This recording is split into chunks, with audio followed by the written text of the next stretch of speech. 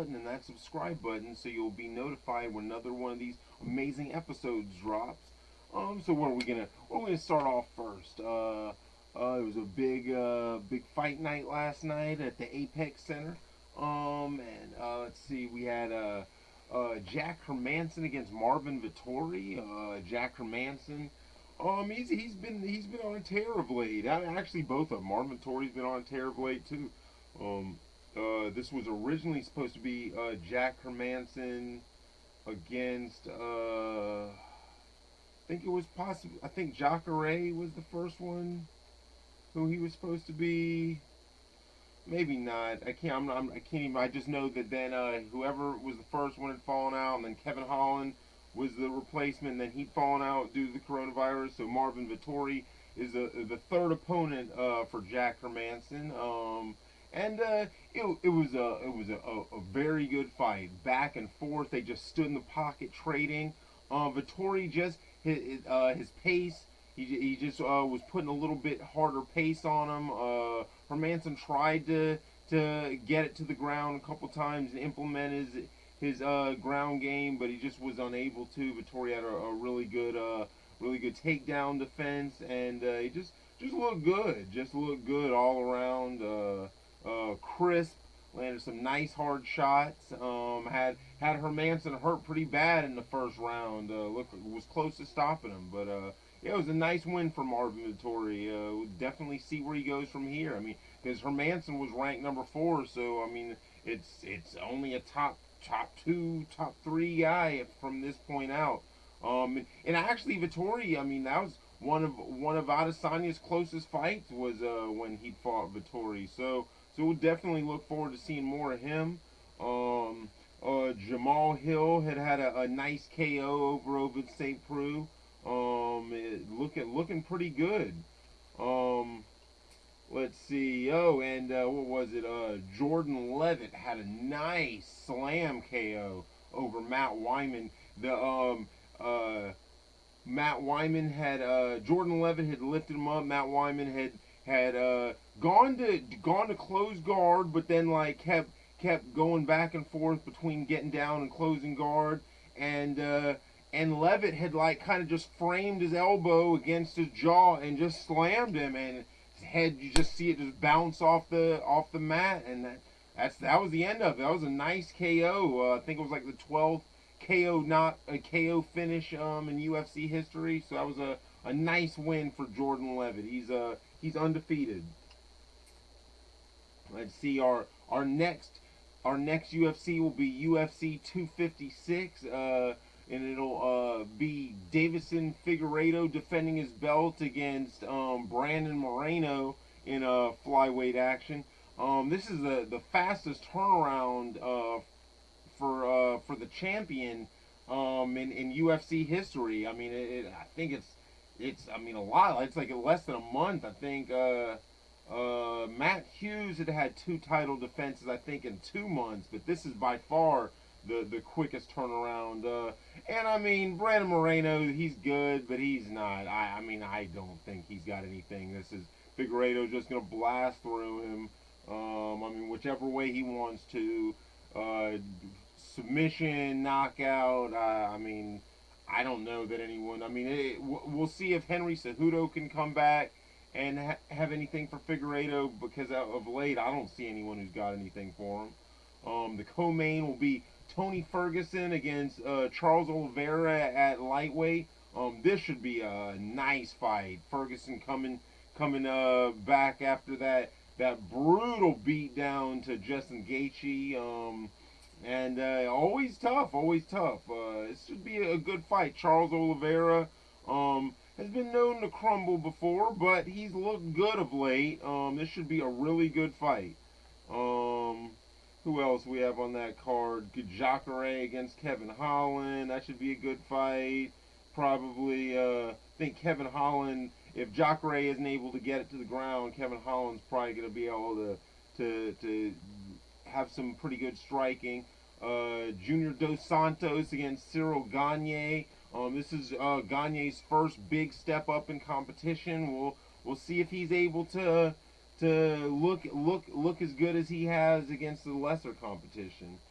Who else? We in boxing we had Errol Spence against Danny Garcia. This was Errol Spence's first fight in like a year and a half ever since his car accident. Didn't know how he was gonna look, and he looked like Errol Spence. He looked great. Just had too much of a work rate on Danny Garcia. Lands hard shots. Such a smart technical fighter. I mean, this is we know the fight we want to see is Spence versus Crawford. I love Bud Crawford. I love how he switches up and how he's just. I mean, he's always coming. He's always trying to hurt somebody. He's just mean. But I don't. He's not going to be able to run over Errol Spence. Errol Spence is big. He's legit. He's got power. He's technical. I mean, this is the fight everyone wants to see. It's probably going to come down to they're both Errol Spence is with PBC and Terrence Crawford is with Top Rank. So I mean, you know the politics behind that. I mean, it's probably going to wind up being Crawford against Pacquiao. I mean, that's probably the fight that Bob Arum will put together. But I mean, we all want Spence Crawford. That is the fight we all want to see. Um, let's see. In NFL action, let's see. Standings. The Bills are still in the lead in the AFC West. AFC East. They've got a game up on the Dolphins. The Patriots are still holding by a shoestring, but their playoff chances are not looking good. And the Jets are 0-11. The Steelers are still leading the AFC North. They're undefeated at 11-0.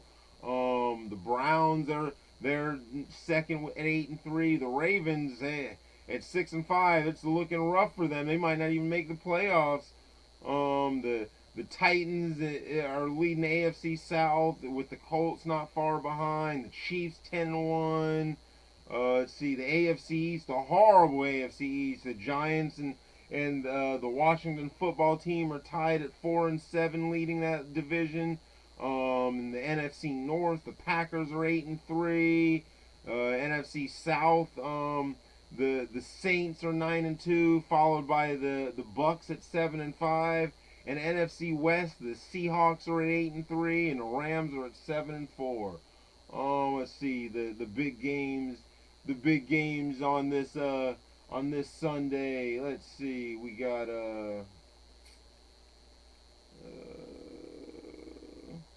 the Saints are going to be at the Falcons. Saints probably going to put that one away. Then we're going to have the Saints or the Lions at the Bears.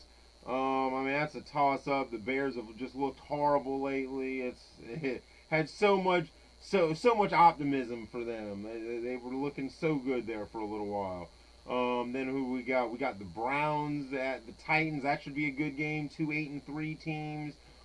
Derrick Henry is just running downhill. The later we get in the season, nobody wants to tackle him. He's just blasting through guys.